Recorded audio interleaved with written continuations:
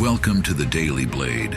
The Word of God is described as the sword of the Spirit, the primary spiritual weapon in the Christian's armor against the forces of evil. Your hosts are Joby Martin and Kyle Thompson, and they stand ready to equip men for the fight. Let's sharpen up.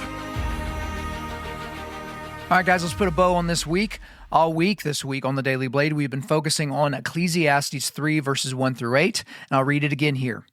For everything there is a season and a time for every matter under heaven, a time to be born and a time to die, a time to plant and a time to pluck up what is planted, a time to kill and a time to heal, a time to break down and a time to build up, a time to weep and a time to laugh, a time to mourn and a time to dance, a time to cast away stones and a time to gather stones together, a time to embrace and a time to refrain from embracing, a time to seek and a time to loose, a time to keep and a time to cast away, a time to tear and a time to sow, a time to keep silence and a time to speak, a time to love and a time to hate, a time for war and a time for peace.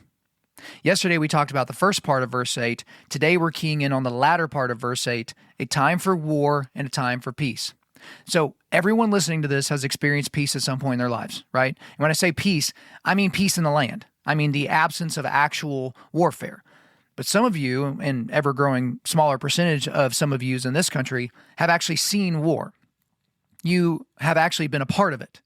And some of you have experienced that war up close.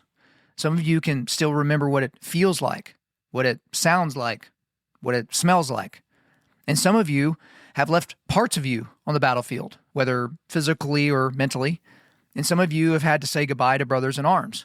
And to all of you in this audience that have signed up to potentially make the ultimate sacrifice to this country, I will never be able to thank you enough. So today's episode isn't going to be a detailed exposition of just war theory, but I think that all of us can agree that there are times on this planet where war is not only justified, but necessary. This line in Ecclesiastes 3 truly encapsulates the human tension between conflict and reconciliation. But we can all look forward to a time where worldly war is no longer a thing. In Isaiah 2, the prophet Isaiah says this in verse 4, "He shall judge between the nations and shall decide disputes for many peoples. And they shall beat their swords into plowshares and their spears into pruning hooks.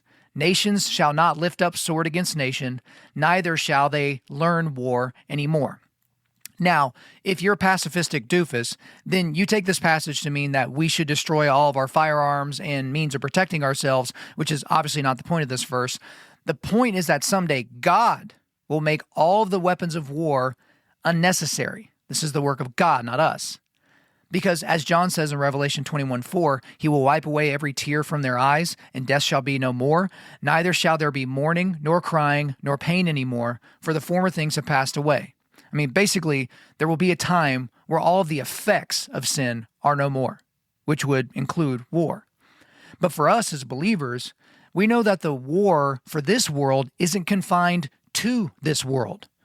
Ephesians 6, verse 12, "For we do not wrestle against flesh and blood, but against the rulers, against the authorities, against the cosmic powers over this present darkness, against the spiritual forces of evil in the heavenly places." And guess what, guys? This isn't a war that we get to opt out of. We can't cover our ears and eyes and just pretend that it isn't happening. We can't dodge this draft, right? We are literally in the middle of it. And what are we to do in the face of this war?